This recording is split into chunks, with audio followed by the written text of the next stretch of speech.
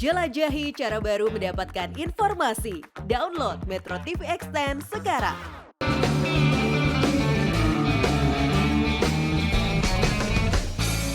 Saya sering bertemu dengan orang-orang yang mengeluh bahwa hidupnya yang paling menderita, hidupnya yang paling pahit.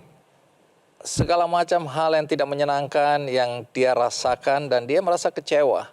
Bahkan ada di antara mereka yang marah pada Tuhan. Hari ini saya mengundang dua perempuan hebat. Saya yakin kita akan banyak belajar dari pengalaman hidup dua narasumber saya kali ini.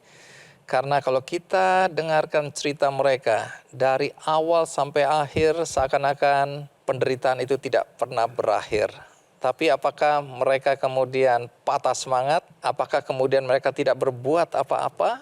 Sebaliknya, nanti kita akan dengarkan bagaimana mereka bukan saja bisa bangkit untuk diri mereka sendiri, tapi mereka bermanfaat bagi banyak orang.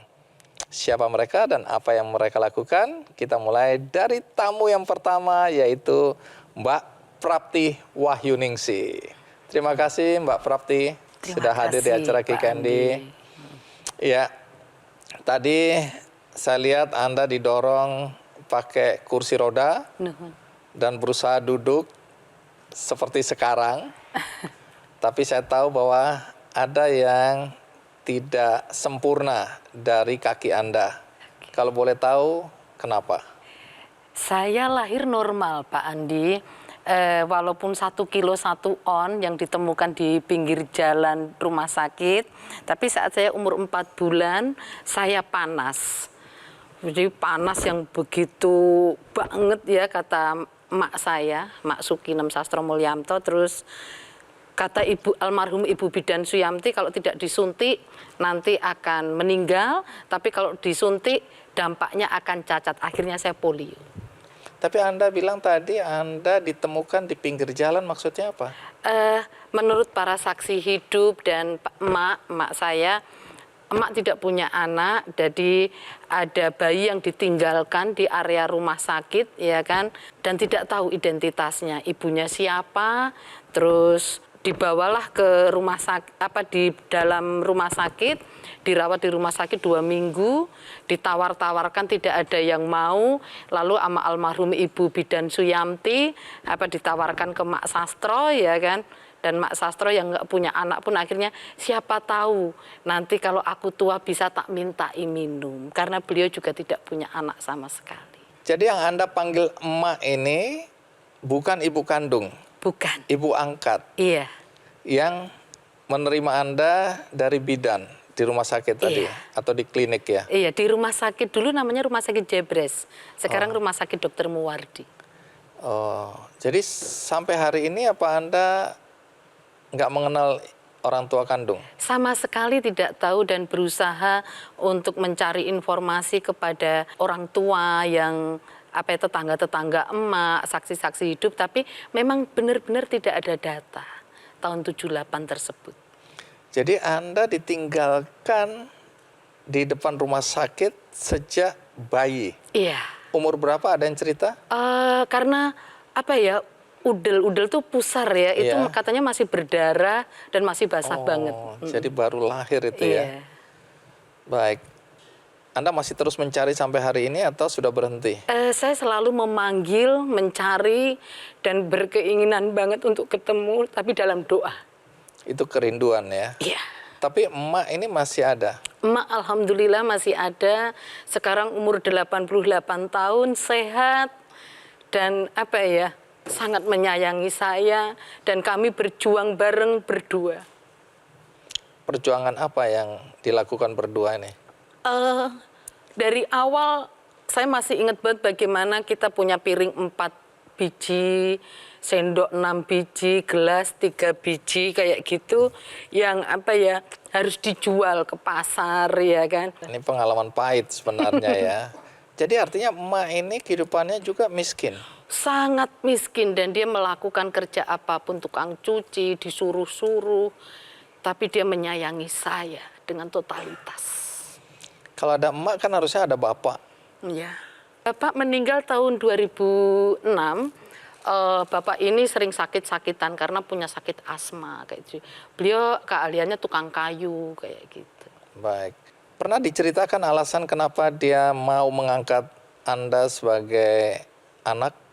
Waktu itu emak bilang dalam keadaan sakit, ya kan sakit, terus ibu bidan teh datang ke rumah bahwa Bude itu di rumah sakit ada bayi, tapi nggak tahu dari mana, siapa, pokoknya nggak ada identitas apapun.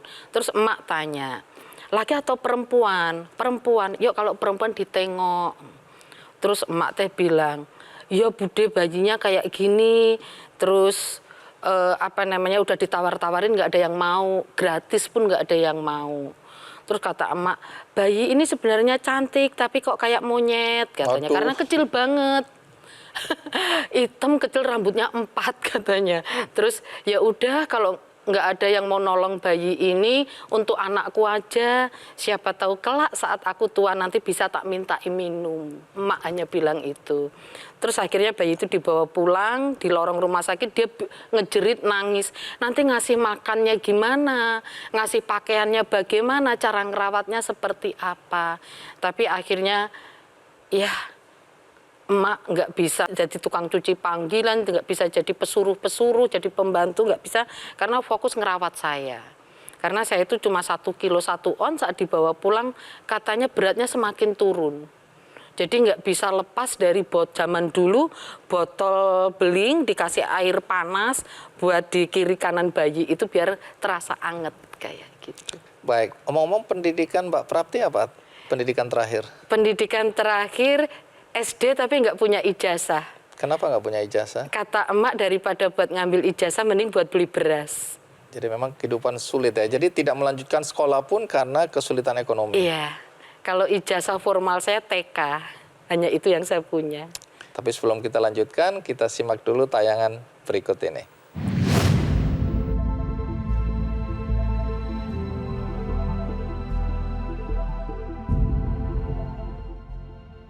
Kula Bu kepengen anak mboten iso anak. Terus kula ditawarin kalian Bu Bidan sedenge kula nembe sakit.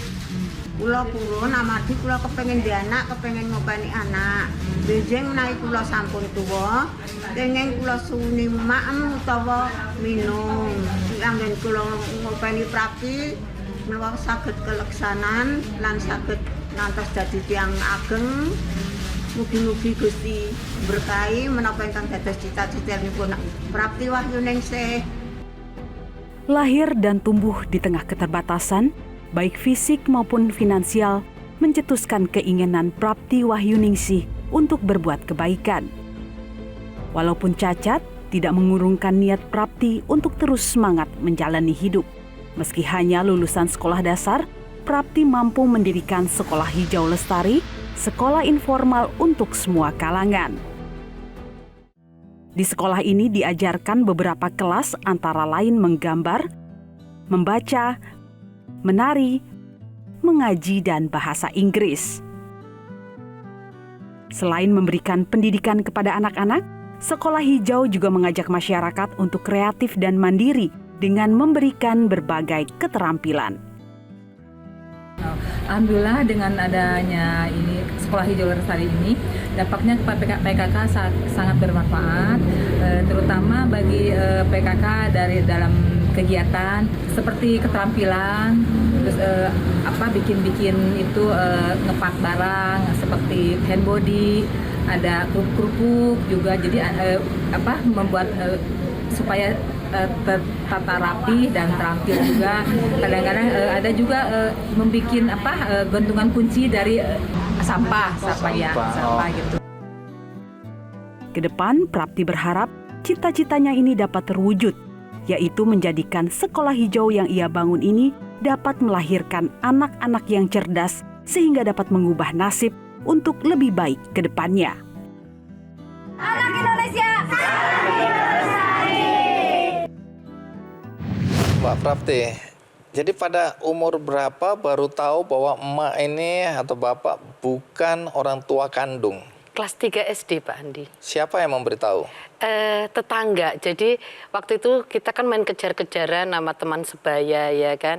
Terus saya kan harus ngejar sementara kan kaki saya cacat. Tapi anak kecil itu kan nggak tahu cacat itu apa atau disabilitas itu apa. Pokoknya saya suruh ngejar, terus akhirnya saya kecapean, terus diledekin terus pincang kayak gitu. Nah saya kan kesel, tak lempar batu kepalanya. Nah terus kepalanya berdarah. Terus ibunya nggak terima, aku dimarahi kayak gitu. Dasar anak yang dibuang di jalan, dasar anak haram, pokoknya yang nggak baik-baik gitu. Nah aku kan nangis. Aku tanya ke emak, "Mak, ternyata aku anak yang dibuang di jalan ya," dalam bahasa Jawa. Tapi terus emak, "Siapa yang bilang?" "Budete," kayak gitu. Terus langsung emak nyamperin Budete, ya kan. Terus mereka berantem lah, tapi kita udah baikan lagi, namanya juga anak kecil. Tapi dari situ mulai ada kesadaran, aku anak yang dibuang, aku anak haram. Iya. Terus tetap dikejar itu ke emak. Iya, tapi kalau anak haram waktu itu pikiran saya belum nyampe itu apa. Okay. Tapi taunya bahwa aku bukan anaknya emak, bukan anaknya Pak Sastro kayak gitu. Terus waktu itu kan lagi rame-ramenya sandiwara radio ya, dengerin radio itu kan, jadi saya menghayal ya kan, karena waktu itu rumah saya kan bilik bambu yang bolong-bolong mau roboh. Saya menghayalnya gini, suatu saat aku harus punya rumah tinggi. Aku nggak ngerti istilah tingkat itu, nggak ngerti. Aku suatu saat harus punya rumah tinggi, terus rumahku harus gede, nanti semua orang kalau ke rumahku harus makan, harus minum, terus aku ketemu bapakku sama ibu kandungku tak cekek kayak gitu. Hah? Iya, dulu waktu masih Anak kecil. kecil ini ya. Setelah tahu bahwa Mbak Prapti ini dibuang oleh orang tua kandung gitu. Karena kan sakit hati kayak gitu. Jadi tapi ya bertambahnya waktu, akhirnya pola pikir itu berubah. Jadi ini masa kanak-kanak. Iya. Jadi masa kanak-kanaknya cukup berat ya, karena dikata-katain anak yang dibuang di pinggir jalan. Iya, anak bahkan saya haram. dikurung Pak Andi, jadi saya nggak boleh main Siapa sama yang mengurung? teman-teman sebaya. Karena pasti diledekin kalau pulang main tuh pasti nangis. Jadi makanya kamu nggak usah main, kamu pokoknya pulang sekolah udah diem di rumah. Saya tuh dari kecil tuh bosen banget miskin. Udah miskin, jelek, nggak punya baju, nggak punya sepatu. Terus anak kecil udah bilang, miskin itu dosa.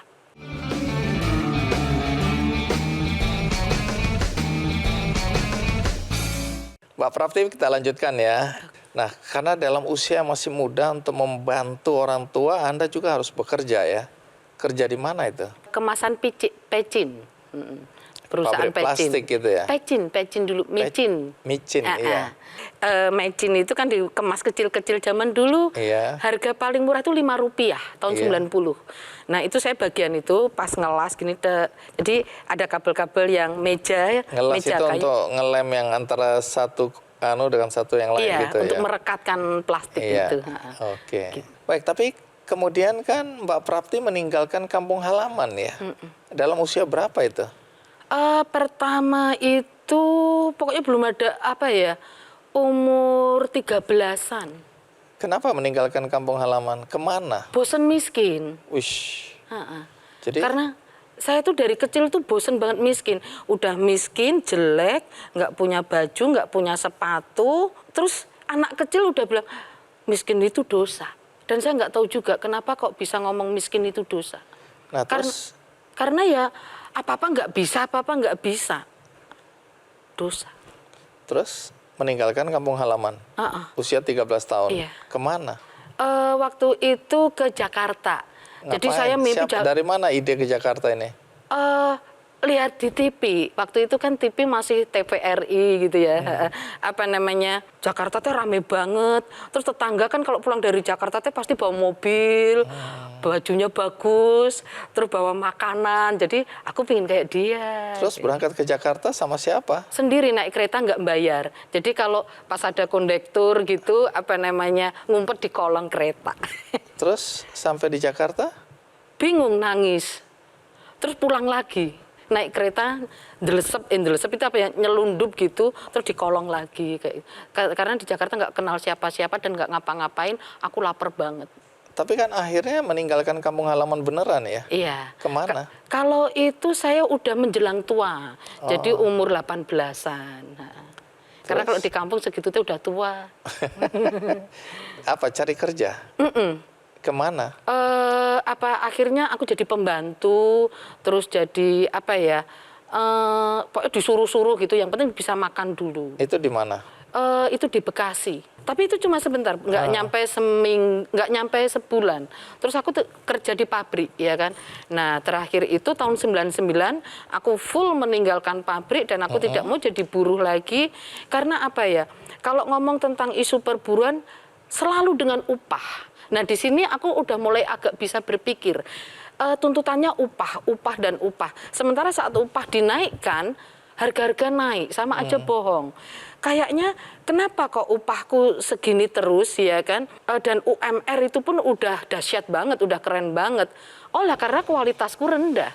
Oke, jadi ada kesadaran bahwa upah itu bukan segalanya sebenarnya. Iya, Karena tapi kalau diimbangi skill dulu. Iya, jadi kalaupun upah naik, kalau harga naik ya Terus kan sama aja tidak kayak menyelesaikan air mengalir. masalah, sehingga Anda merasa pendidikanlah yang harus diutamakan supaya bisa meningkatkan kualitas diri dan dengan demikian upahnya juga akan meningkat gitu ya. Oke, jadi dari situ mau berbagi bahwa pendidikan ini penting. Terus apa yang dilakukan? Anak-anak ini saya ajak main sekolah-sekolahan karena kalau diajak sekolah beneran mereka nggak mau, sekolah liar, nggak mau, sekolah itu capek, pusing. Enggak, ini enggak sekolah, tapi ulin sekolah-sekolahan. Main sekolah-sekolahan. Jadi yang saya lakukan, saya pinjem mamahnya PI yang namanya Bu Satem, Teh Satem, ya kan. Dia punya timbangan yang cuma kayak gini, terus digeser-geser. Nah, aku ngerti timbangan itu, terus batu aku masukkan karung, ditimbang, pura-pura aku petani, anak-anak jadi juragan kayak gitu. Jadi drama-dramaan lah kayak gitu. Tapi sebenarnya belajar berhitung ya, mengenal angka. Terus misalkan ini Teteh, iya 100, sanes, iya mah genep tuh 6. Jadi dia menganggap ini 100 kilo, bukan, ini 6 kilo. Nah, yuk garis ini. Jadi ini bikin sekolah-sekolahan awalnya ya? Jadi kalau nulis pun cuma ngambil ranting, ya kan, coret-coret. Aku bikin garis-garis di tanah. Nanti mereka nebalin kayak gitu. Oke, berapa lama itu? Lupa, nggak dihitung. Sampai akhirnya lahir sekolah Hijau Lestari itu prosesnya panjang lagi. Oh, oke. Tapi awal mula dari situ mulai terlibat di dalam dunia pendidikan ya. Awalnya kita memberi nama Sang Budi, Sanggar Budaya Anak Indonesia. Jadi anak-anak tetangga, ya kan, aku pulang kerja, aku beli buku bobo kiloan, setengah kilo, beli koran bekas setengah kilo kalau gajian. Terus dibikin perpustakaan. Oh, koran bekas ini untuk dibaca, bukan untuk bungkus ya? Anak-anak biasanya kita ajarin clipping, kan kita waktu SD dulu kan diajarin bikin clipping, temanya apa, kayak gitu. Terus akhirnya ada temen juga yang nyumbang buku-buku bobo, buku-buku bacaan, di gubuk saya hampir roboh di pinggir rel itu. Lalu uang operasionalnya dari mana? Ya kan nggak pakai operasional Pak Andi, gajian ya udah beli majalah atau beli koran setengah kilo atau seperempat kilo udah. Gajian dari? Ya kan saya kerja di pabrik waktu itu. Masih tetap kerja di pabrik waktu itu ya. Tuhan masih kasih lagi bonus, yaitu kanker payudara, betul itu? Iya. Kemudian mata. Yang kanan ini sudah dinyatakan dokter mati.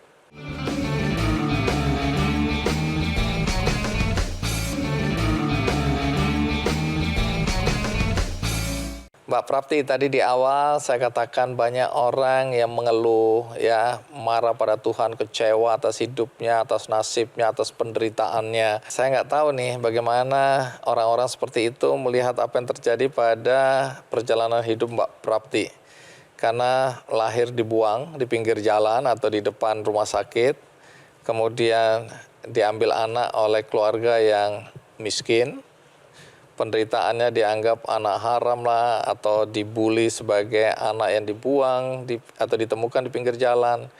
Dan nggak cukup di situ, karena sudah jadi buruh di usia kanak-kanak, Tuhan masih kasih lagi bonus, yaitu kanker payudara. Betul itu? Iya. Seberapa seriusnya kanker payudara ini?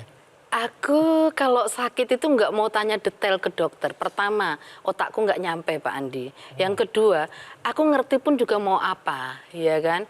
Jadi waktu itu karena saya juga sering bersahabat ya dengan teman-teman penyintas kanker, anak-anak kanker kayak gitu. Jadi karena aku juga sering membaca, mendengarkan, jadi ada tanda-tanda. Misalkan meraba saat kita mandi atau kita ada benjolan atau apa. Nah, aku merasakan ada sesuatu yang aneh. Terus waktu itu belum ada BPJS ya. Aku langsung lari ke dokter, padahal nggak punya duit. Dokter, apa yang terjadi dengan saya kayak gitu? Oh, ini kondisinya cukup kritis, jadi ini harus diangkat. Pertanyaan saya yang utama adalah biayanya berapa dokter? Di atas 50 juta. Oke, saya minta waktu. Terus akhirnya saya mau bunuh diri Pak Andi. Astaga. Saya mau bunuh diri, Karena? bingung. Ya mending mati aja lah. Uang segitu juga dari mana?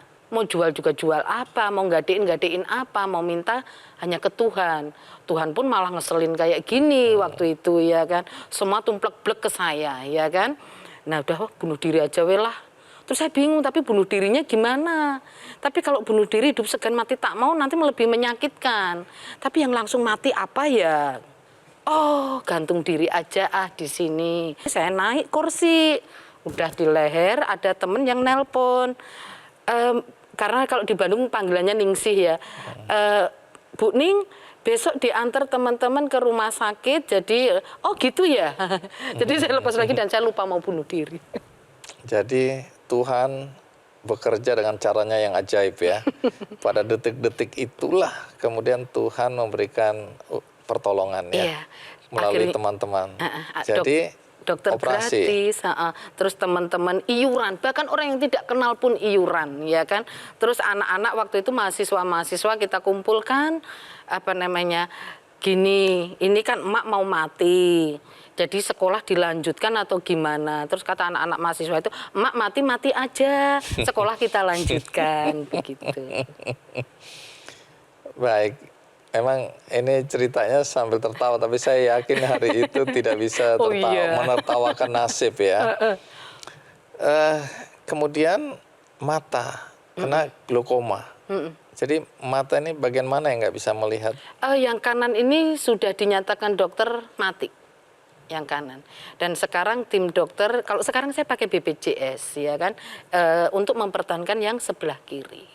Kalau dulu saya marah Pak Andi, Tuhan ini ngeselin banget deh, nyiptain manusia miliaran kenapa semua tumplek-blek ke saya. Penyakitnya.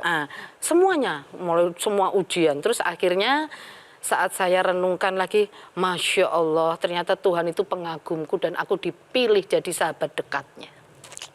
Amin. Nah kalau hari ini kan cantik nih, berdandan gitu ya. Ini baju apa ini? Sunda, Jawa atau? Entahlah, pokoknya beli harganya 60.000. Oke. Dibeli untuk?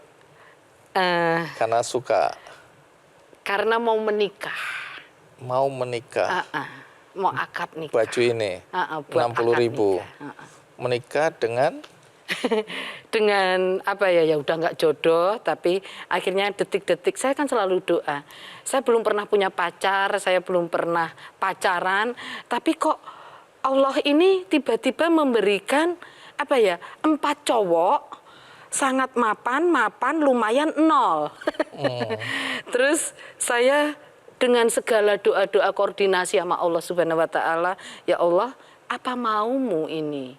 Terus baik laki-laki maupun perempuan memilih laki-laki yang mapan wajar. Tapi kok diselipin yang 0 ini apa?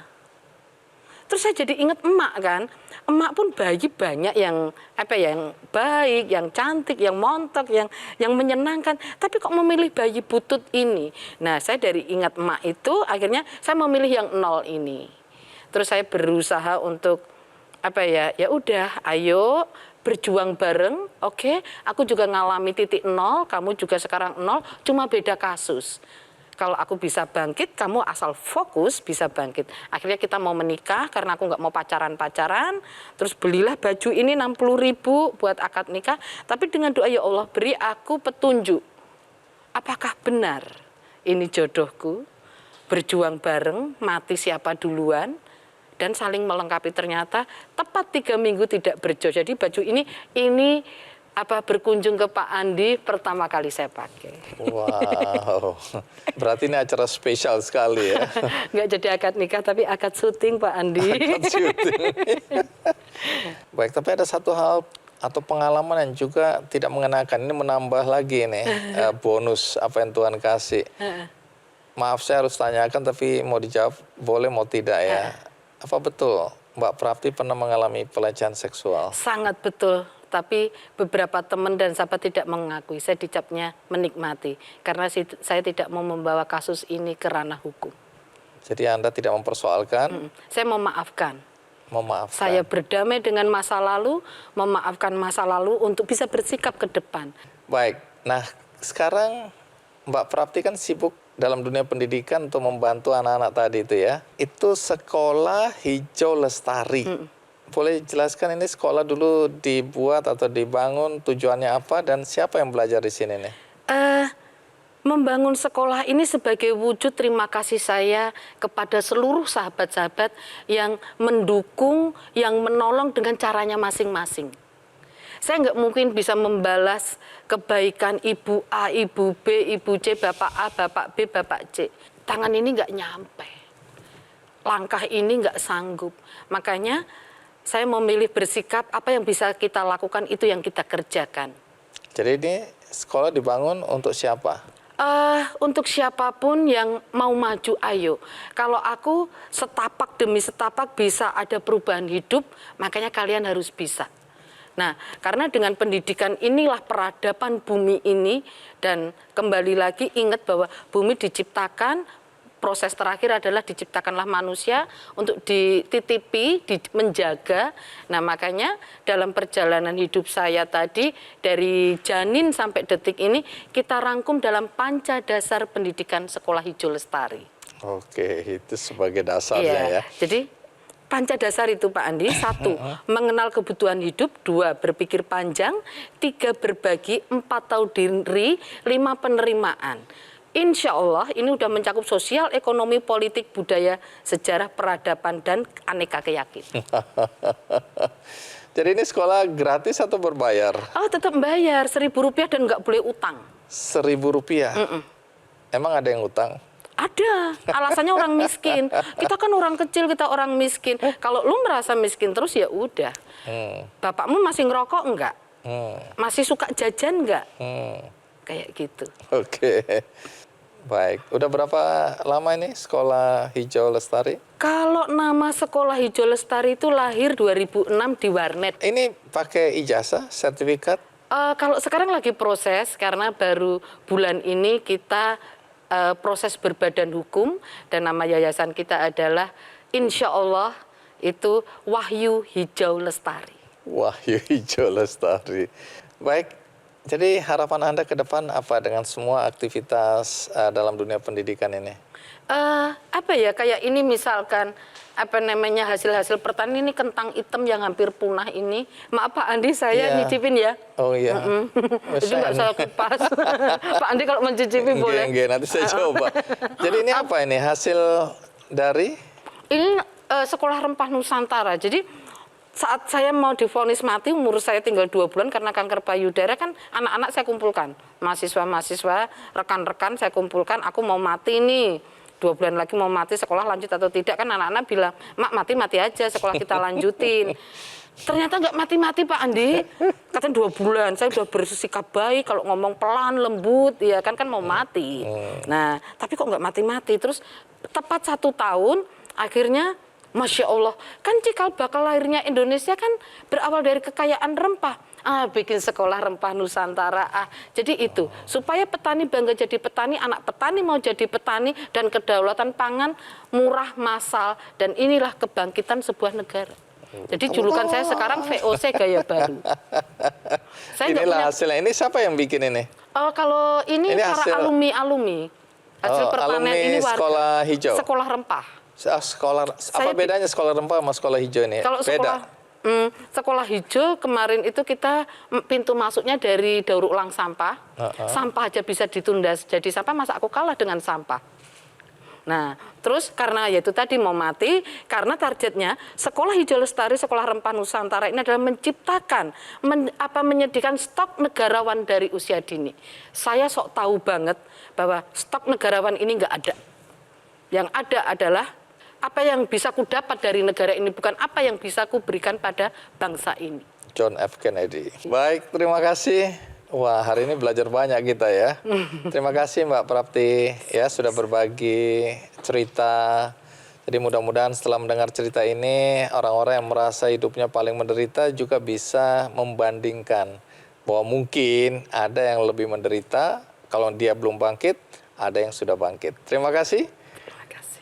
Baik, berikutnya saya akan mengundang juga seorang perempuan yang punya perjalanan hidup yang akan bisa kita pelajari untuk kehidupan kita siapapun Anda.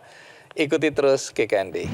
Ketika lahir kaki saya panjang sebelah, kemudian yang kanan itu enggak, telapak kaki itu melilit ke atas. Tapi apa betul sampai pernah tinggal di kandang ayam? Iya.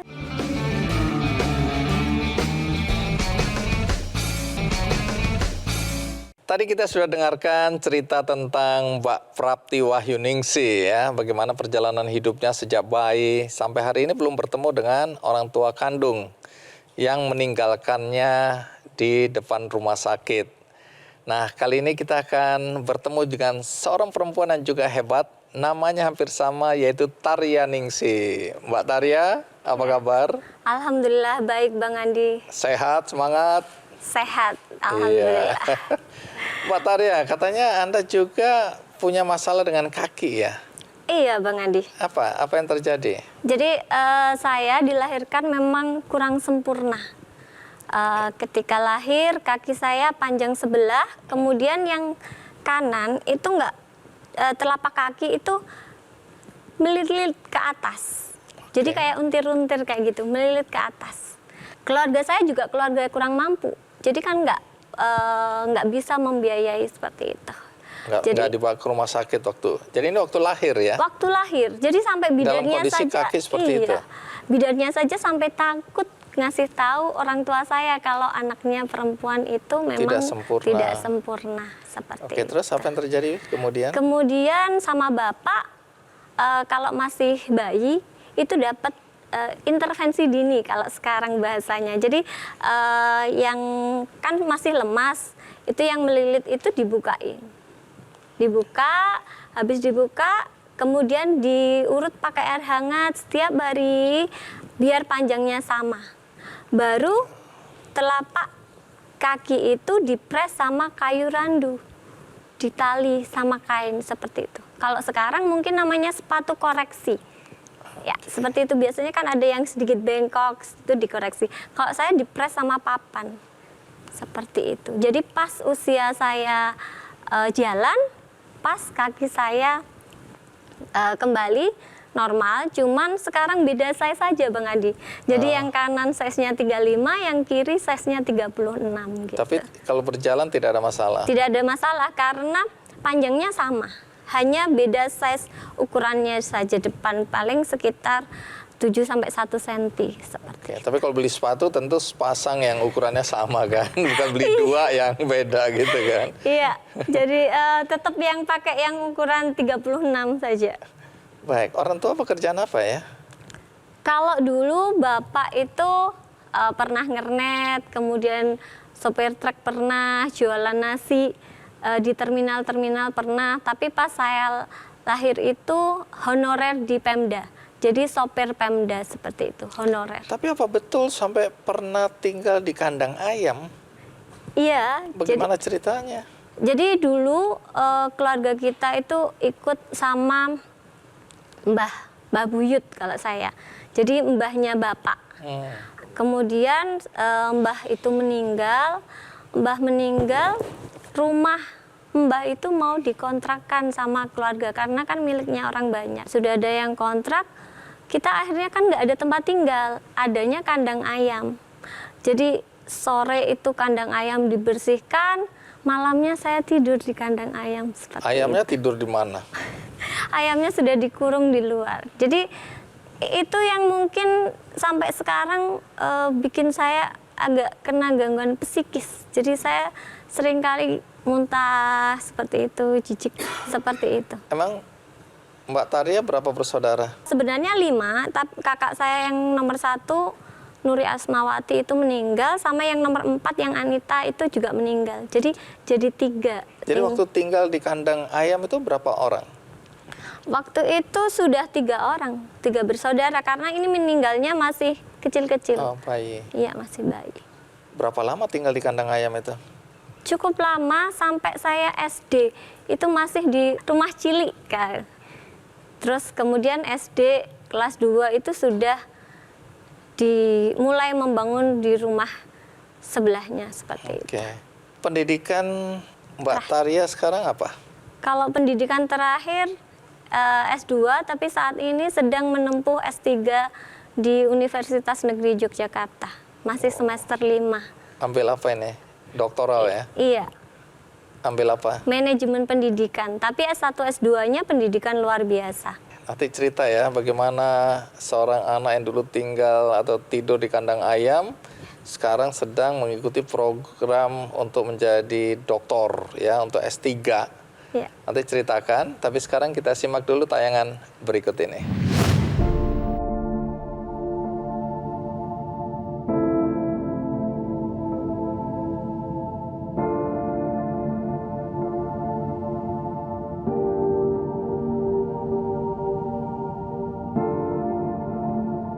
Pengalaman menjadi difabel di masa balita membuat Tarian Ningsih sedikit tahu soal pergulatan batin para penyandang disabilitas. Untuk itu, ia memutuskan untuk dekat dengan para penyandang disabilitas, salah satunya karena ia pernah seperti mereka.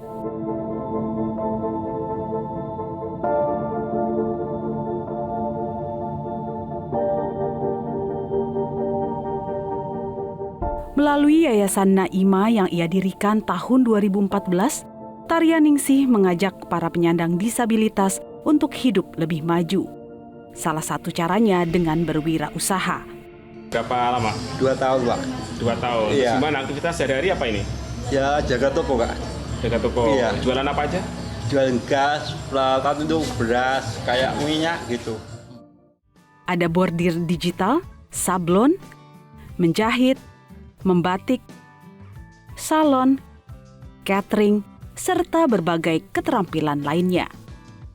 Selain itu, Tarian Ningsih juga membangun perumahan kawasan inklusif bagi para penyandang disabilitas dan kelompok rentan. Perumahan tersebut juga dilengkapi dengan akses yang ramah bagi warga berkebutuhan khusus, sehingga memberikan rasa nyaman dan aman bagi penghuninya. Bahkan 14 unit yang telah dibangun merupakan sebuah perumahan berkonsep tempat tinggal dan sebagai tempat usaha. Perumahan itu telah diresmikan akhir 2019 dan hingga saat ini masih dalam tahap pembangunan. Untuk membangun rumah-rumah di sana, ia memanfaatkan lahan milik pribadinya. Kini 14 unit rumah telah berdiri di kawasan ini, 10 diantaranya telah terisi oleh keluarga penyandang disabilitas. Bagi Tarian Ningsih, pembangunan perumahan itu adalah obat segala bentuk kegagalan yang pernah ia alami di masa lalu. Baginya, para penyandang disabilitas tak cuma butuh keterampilan atau mesin, tetapi mereka juga butuh tempat tinggal dan mandiri. Baik, Mbak Taria, tentu banyak orang bertanya-tanya, bagaimana mungkin anak dari keluarga miskin yang dulu tinggal atau tidur di kandang ayam, kok bisa melanjutkan pendidikan ke perguruan tinggi? Bagaimana awal mulanya itu? Saya memang sejak usia 4 tahun itu sudah bisa membaca menulis. Kemudian saya sekolah di TK kan. Diajari bapak saya karena emak saya buta huruf. Jadi emak Kalau saya buta bapak huruf. pendidikannya? Bapak SD. Bisa baca. Bisa baca. Jadi saya diajari baca. Sejak kecil sudah mulai 3 tahun sudah bisa baca, 3 tahun setengah itu sudah bisa baca lancar. Jadi saya TK. Kemudian masih 5 tahun saya SD. Kan belum boleh. SD harusnya 7 tahun. Tapi waktu itu memang elok-elok bawang kayak gitu kan. Ada pupuh itu yang di SD, terus saya cuma diikut-ikutkan. Ternyata saya juara. Nah, sejak itu saya sudah lulus, kemudian SMP, SMA, nah, S1 kita kan keluarga nggak mampu. Kakak saya 2, itu yang cowok-cowok itu nggak ada yang sekolah juga. Terus saya tetap niat, saya mau sekolah. Kemudian nanti biayanya bagaimana, seperti itu. Nanti. Saya sangat percaya keajaiban. Jadi dari dulu memang saya benar-benar percaya dengan keajaiban Allah. Saya kemudian daftarnya saya pendidikan luar Tapi biasa. waktu SMA sendiri sampai SMA dibiayain oleh orang tua? Dibiayain, waktu itu dibiayain. Masih sanggup ya? Masih Tapi sanggup. ketika minta agar sekolah dilanjutkan, orang tua Nah, keberatan. Ya. Kemudian akhirnya saya kuliah, saya mendapatkan IPK saya tertinggi waktu itu. Jadi saya mendapatkan beasiswa prestasi.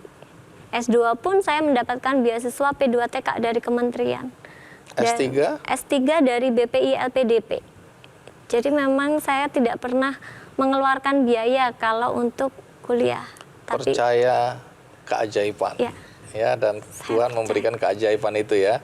Bisa S1 beasiswa, S2 beasiswa, S3 sekarang S3 beasiswa. Baik, nanti cerita ya perjalanan hidup, karena kemudian Taria tadi mencoba dengan segala kemampuan memberdayakan teman-teman penyandang disabilitas ya. Nah, bagaimana ceritanya nanti sekarang kita rehat sejenak, ikuti terus Ki Candy. Biaya operasional selama ini dari mana ya? Saya hutang, Bang Andi. Ngutang? Iya, ada yang bilang juga saya itu seperti lilin. Kenapa? Menerangi orang tapi membakar diri saya sendiri. Taria, jadi bagaimana awal mulanya sampai kemudian tertarik untuk membuat atau membangun atau mendirikan ya pendidikan bagi teman-teman penyandang disabilitas? Jadi karena sejak kecil itu Allah sudah memberikan keajaiban pada kaki saya, akhirnya kan saya mengambil jurusan pendidikan luar biasa di UNESA, Universitas Negeri Surabaya. Begitu lulus, saya diterima jadi CPNS di 3 tempat waktu itu. Di Wonogiri, Trenggalek, sama Kalimantan Selatan. Oke. Sebagai apa? CPNS, guru SLB. Oh, guru SLB. Nah, kemudian karena orang tua ada di Trenggalek, akhirnya saya memilih saya di Trenggalek saja, seperti itu. Dan saya di SLB, diperbantukan di SLB Kemala Bayangkari Trenggalek waktu itu. Nah, di situ saya kaget. Ternyata setelah lulus banyak pengangguran. Lulusan SLB. Lulusan SLB-nya banyak yang jadi menganggur. Pendidikannya bagus, tapi setelah mereka selesai nganggur. Nganggur karena lapangan pekerjaan itu terbatas untuk mereka. Nah, untuk anak-anak SMA yang non disabilitas saja sulit cari pekerjaan, apalagi untuk teman-teman disabilitas ini. Akhirnya dosen saya telepon, kamu ngapain di Trenggalek, seperti itu. Saya pencetak pengangguran. Saya jawabnya seperti itu. Karena ketika lulusan ternyata tambah lagi pengangguran, seperti itu. Nah, dari situ akhirnya saya membuat dulunya namanya Naima Work Center and Gallery. Jadi Naima Work Center and Gallery hanya bengkel kerja, kemudian kita memasarkan hasil-hasil karya mereka. Kemudian berkembang dan menjadi Yayasan Penyandang Disabilitas Naima. Apa itu Naima? Naima itu artinya mau membagikan sebagian rezekinya pada orang lain dan membawa kebahagiaan untuk orang-orang di sekitarnya. Lahirlah Yayasan Naima. Nah, tujuannya apa? Jadi kita pertama memberikan skill pada mereka. Memberikan ruang pada mereka untuk berkreasi dan berkarya. Sebenarnya mereka itu bisa, tapi mungkin belum banyak orang yang memberikan kesempatan. Jadi masyarakat pada umumnya kan memandang kalau anak SLB itu anak yang bodoh lah, idiot, atau kasihan, cuma dikasihanin itu. Enggak, sebenarnya mereka itu bisa berkarya. Nah, kenapa sampai sekarang saya membuat sampai sekarang ini, karena saya mengalami banyak kegagalan. Saya pikir kurang skillnya. Saya sudah kasih skill. Ternyata kurang alat medianya. Dikasihlah media. alat-alat sarana prasarana, ternyata saya gagal lagi, masih gagal lagi. Karena meskipun mereka punya media, kalau masyarakat tidak memberikan kesempatan mau membeli, kalau makanan mungkin merasa buatan teman-teman seperti ini. Terus kalau seumpama servis menggunakan jasa mereka, bisa enggak? Nanti tambah rusak apa enggak? Nah, kebanyakan masyarakat itu hanya bersimpati sekali, membeli karena kasihan. Kalau kasihan itu kan hanya sekali, tidak berlanjut. Nah, saya ingin mematahkan itu semua. Saya ingin produk-produk mereka itu benar-benar layak, benar-benar dibutuhkan masyarakat, bukan karena kasihan. Itulah, makanya kita lahir Yayasan Naima. Nggak hanya itu, karena pengalaman saya yang memang ada early intervention kan, intervensi sejak dini seperti itu, saya pun juga bisa meminimalisir kekhususan. Itu perlu, di Indonesia itu perlu. Sebenarnya saya tuh kaget habis lulus kuliah. Kalau di teori harus ada pelayanan satu atap ya, tim ahli itu ada pelayanan satu atap. Tapi kenyataannya ketika di lapangan tidak ada. Nggak ada terapi okupasinya, terapi bicaranya, hanya guru sendiri, nggak bisa menangani. Sebenarnya semua bisa diminimalisir sejak dini, seperti kaki saya. Nah itu, di yayasan kami pun nggak hanya memberdayakan, tapi juga ada terapi seperti itu. Saya pun mengedukasi orang tuanya. Jadi kita perlu mengadvokasi sebenarnya. Dan pertemanan teman-teman disabilitas inilah yang terbatas. Jadi misal mereka mau memasarkan, iklanlah di IG, WhatsApp, seperti itu kan, Facebook. Tapi kan cuman teman-temannya, yang beli itu siapa? Seperti itu. Apa yang Mbak Taria lakukan? Dari situ ketika saya banyak menikahkan, jadi saya guru menikahkan mereka sampai saya punya banyak cucu sekarang. Nah, ketika mereka balik ke rumahnya, itu ternyata bingung mau kerja apa. Seperti itu, mau tinggal sama orang tuanya ikut mertua. Terus suatu hari ada yang bilang, Bu, tolong nanti kalau ada yang survei bank, tanya gaji saya berapa. Nah ini awal mulanya di sini, saya pengen beli rumah. Nah benar, kebutuhan primer manusia itu sandang pangan papan kan. Nah dari situ ternyata mereka nggak lolos seleksi administrasi. Akhirnya Yayasan Naima berkembang saat ini yang membuat kawasan tadi. Yang tadi ya? Iya. Jadi apa ini kawasan hunian inklusif? Atau kawasan apa namanya? Kawasan inklusif. Apa ini sebenarnya? Jadi kawasan ini mematahkan batasan masyarakat non-disabilitas dengan disabilitas. Yang tadinya disabilitas hanya gumbel dengan disabilitas, itu saya patahkan di sini. Mereka semua hidup berdampingan. Dengan masyarakat lain ini ya? Iya. Sampai di rumah warga pun, itu saya bangun aksesibilitas. Jadi ke rumah warga itu ada jalur tunanetra, ada jalur kursi roda juga. Jadi mereka bisa bertetangga ke rumah-rumah warga. Kalau di kota-kota besar kan di trotoar saja. Tapi kalau di kawasan inklusif ini sampai ke rumah-rumah warga. Nah warga nggak keberatan dengan ini? Enggak. Jadi karena warganya itu saya pilih tidak di pusat kota, agak minggir kayak gitu, masih ada nilai-nilai budaya, mereka masih bisa menerima.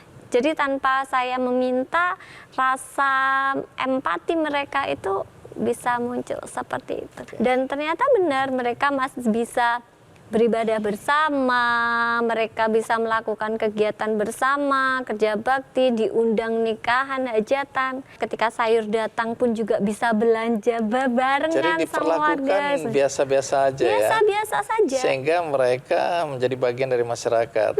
Kan banyak orang mengkhususkan bangunan khusus untuk penyandang disabilitas, ya perumahan khusus. Jangan, mereka jangan seperti itu. Kalau seperti itu eksklusif.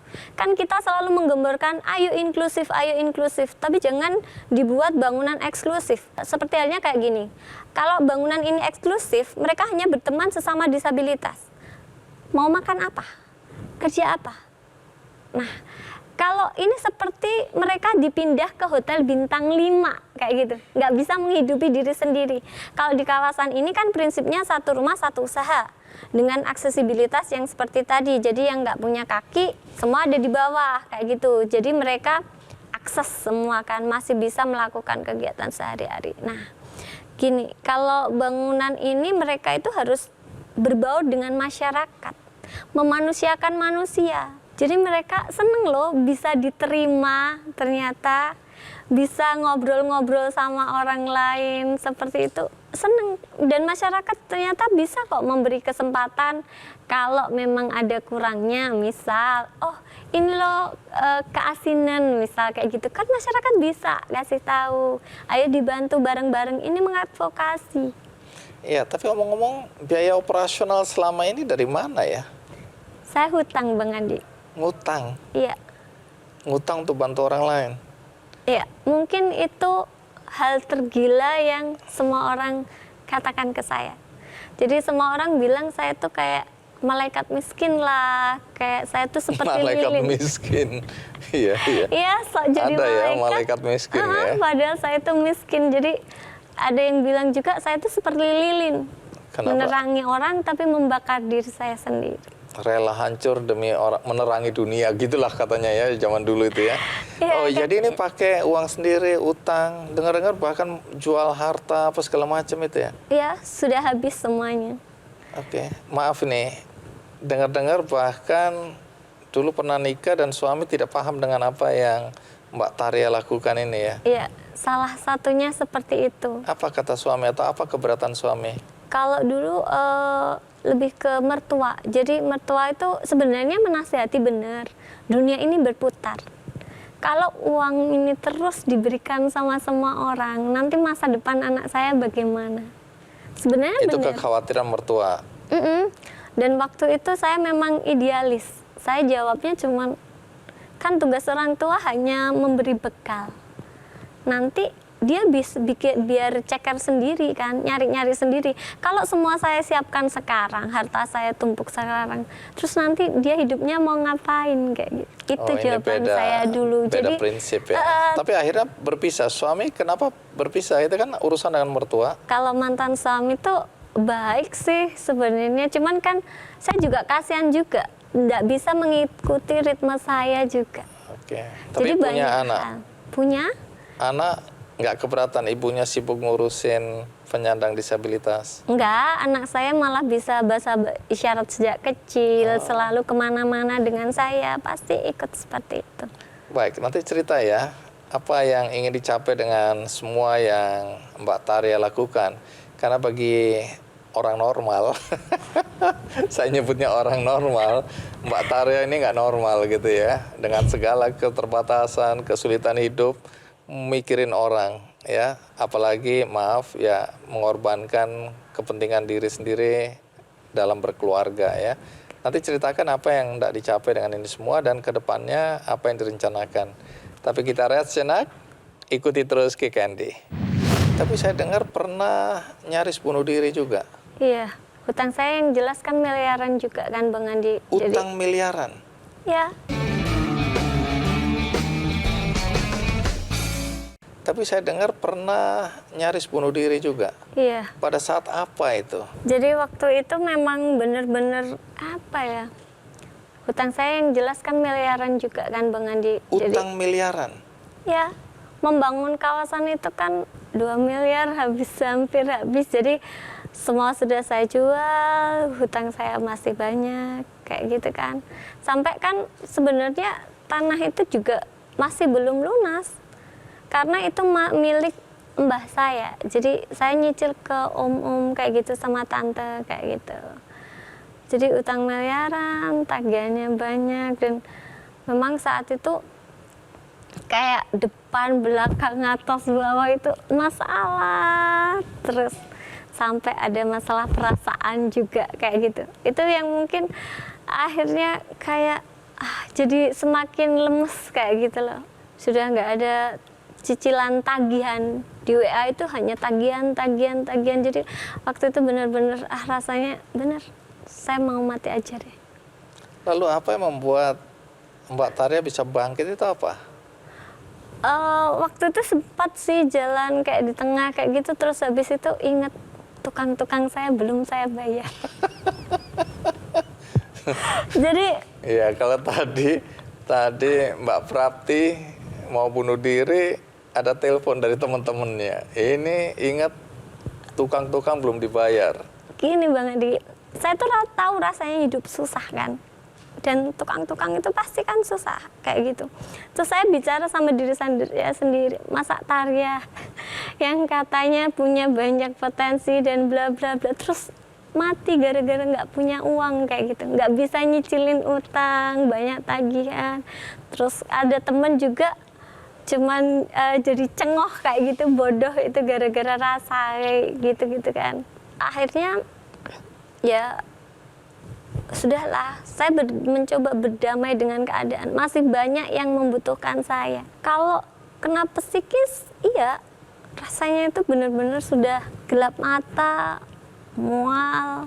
Sampai akhirnya ada salah satu kadis di Trenggalek itu yang nelpon itu bilang, ya gini, calon dokternya Trenggalek kok gampang edan seperti itu katanya. Jadi saya masih mikir banyak yang masih menunggu saya. Jadi saya nggak boleh mati sekarang. Kalau uang masih bisa dicari. Saya hanya menunggu keajaiban. Karena dalam hidup saya dulu pun banyak seringkali kolaps ya. Nggak hanya sekali, kolaps itu beberapa kali. Jatuh bangun. Jadi pasti ada keajaiban-keajaiban. Dan saya pun berharap sekarang itu semakin tua Bang Andi, sekarang kan sudah semakin tua itu semakin legowo, pasrah kayak gitu. Saya sudah berusaha maksimal untuk teman-teman. Saya sudah kerja mati-matian 24 jam itu rasanya kurang Bang Andi. Tapi saya masih belum bisa menyelesaikan semua mimpi teman-teman itu. Rasanya masih belum cukup saja seperti itu kan. Kalau sekarang saya mencoba berdamai dengan keadaan, pasrah sama Allah dan menunggu keajaiban lagi seperti. Menunggu keajaiban ya. Saya menunggu dengan keyakinan keajaiban. yang tinggi tentu ya, bahwa satu hari nanti keajaiban itu akan datang lagi. Pasti. Karena apa yang dilakukan oleh Mbak Tarya kan satu hal yang baik ya, dan kita percaya kalau kita mau berbuat baik, Tuhan akan membukakan jalannya. Amin. Jadi doa kita semua untuk Mbak Tarya ya. Iya Bang Andi. Baik, tapi kalau dilihat ini ada banyak prestasi yang sudah diraih ya. Mulai dari apa ini, kader pemberdayaan masyarakat berprestasi. Ya. Juara 2 guru SLB berprestasi tingkat provinsi Jawa Timur. Juara 3 guru keterampilan SLB seni rupa dan kriya tingkat nasional. Ya, ini bikin batik seperti ini Bang Andi, batik disabilitas namanya. Batik disabilitas. Ya, ini ada Oh iya, itu kursi roda itu. Ya, ada isyarat, Bahasa huruf isyarat. Braille, kemudian Braille. logo-logo ini tunadaksa, tunanetra, seperti itu. Ada cengkeh. Bicara, ya ada cengkeh karena Trenggalek. Ini autis kayak gitu. Oke, jadi itu ini ya. Seni rupanya. Seni rupa dan ya, kriya tadi ya. gambar batik. Oke, ini. keren. Jadi banyak sebenarnya prestasi yang sudah diraih ya. Jadi banyak mimpi yang sebenarnya masih ingin diwujudkan. Ya, karena saya ingin orang-orang yang mengalami seperti saya, mungkin nggak hidupnya kekurangan, kemudian orang tuanya nggak ada kayak gitu. Mereka semua tetap bisa berprestasi. Pasti ada keajaiban kalau kita itu ada kemauan. Betul. Tapi pernah juga sekolah di luar ya? Ya. Apa itu? Di luar negeri di mana? Di QUT, Queensland University of Technology. Australia? Ya, di Australia kita ambil Inclusive Education. Wah, hebat juga ya anak Trenggalek ini ya. Yang pernah tidur di kandang ayam, tapi pernah sekolah di Australia juga ya. Beruntung Bang Adi. Beruntung. Menurut saya itu keajaiban tadi. Iya, doanya teman-teman disabilitas itu. Amin ya. Nah, baik, ke depan apa yang hendak diwujudkan, apa rencana selain bayar utang tadi? Saya ingin kawasan inklusif ini bisa menginspirasi banyak orang. Jadi memberi kesempatan pada teman-teman disabilitas untuk hidup berbaur, berdampingan.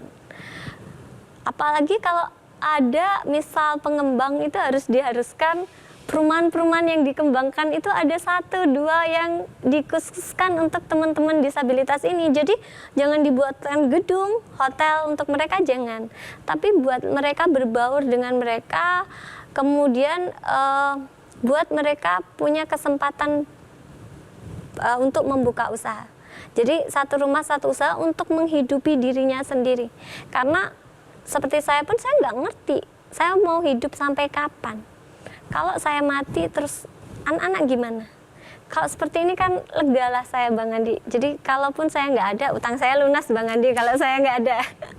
Jadi kalau saya nggak ada, setidaknya teman-teman ini masih terus berkarya, masih bisa melanjutkan hidup seperti ini. Nah, itu saya ingin mewujudkan impian teman-teman disabilitas di seluruh dunia ini. Mereka punya rumah-rumah tempat hunian yang layak, rumah impian yang akses untuk mereka. Itu. Jadi satu itu, terus mereka bisa sejahtera tentunya Bang Andi. Jadi saya ingin melihat disabilitas ini enggak terus di bawah garis kemiskinan terus, atau hanya disabilitas yang anaknya orang kaya, yang anaknya orang berada, seperti itu yang sukses, seperti itu. Disabilitas yang mungkin mengalami seperti saya, yang dari keluarga yang tidak mampu juga bisa sukses ke depannya.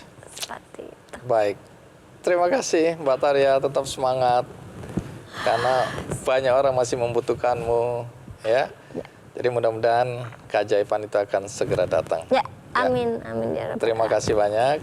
Bagi teman-teman yang menonton ini dari tengah, tidak dari depan tadi, jangan khawatir, bisa menyaksikannya di tayangan ulangnya di metrotvnews.com. Dan juga ada cuplikannya di channel YouTube Kick Andy Show. Dan sebelum kita akhiri, kita undang lagi Mbak Prapti untuk kita tutup bersama-sama acara ini. Baik, Mbak Prapti, ketemu lagi. Monggo kita tutup di sini. Oh, iya di tengah. Wis, koncone Dewi. Ningsih ketemu Ningsih. Ningsih ketemu Ningsih, duo Ningsih. Makasih, dan kebetulan hari ini saya mendapatkan amanat dari teman-teman di Sido Muncul karena Tolak Angin ingin memberikan apresiasi untuk tambahan apa yang sudah dilakukan oleh Mbak Prapti dan Mbak Ningsih ini untuk bisa mengembangkan lah atau menambah kegiatan-kegiatan berupa apresiasi senilai 15 juta dari Tolak Angin. Monggo ya. Ini saya sebagai orang pintar minumnya Tolak Angin. Baik, mudah-mudahan bisa diterima untuk menambah kegiatan yang sedang dilakukan. Terima kasih untuk inspirasinya bagi bangsa Indonesia. Jadi mudah-mudahan dengan apa yang diceritakan tadi bisa memberikan dorongan bagi siapapun juga, tidak harus penyandang disabilitas, untuk terus berkarya. Kita semua bisa melakukan kebaikan untuk banyak orang. Dan bagi Anda yang juga tergerak hatinya untuk mendukung apa yang dilakukan oleh Mbak Prapti dan Mbak Taria, Anda bisa ikut mendukung dengan berdonasi melalui benihbaik.com, karena di situ nanti ada campaign atau ada penggalangan dana untuk mendukung kegiatan-kegiatan dua perempuan hebat ini agar semakin banyak orang yang bisa mendapatkan manfaat dari apa yang mereka lakukan. Semoga episode kali ini bermanfaat bagi kita semua. Sampai jumpa.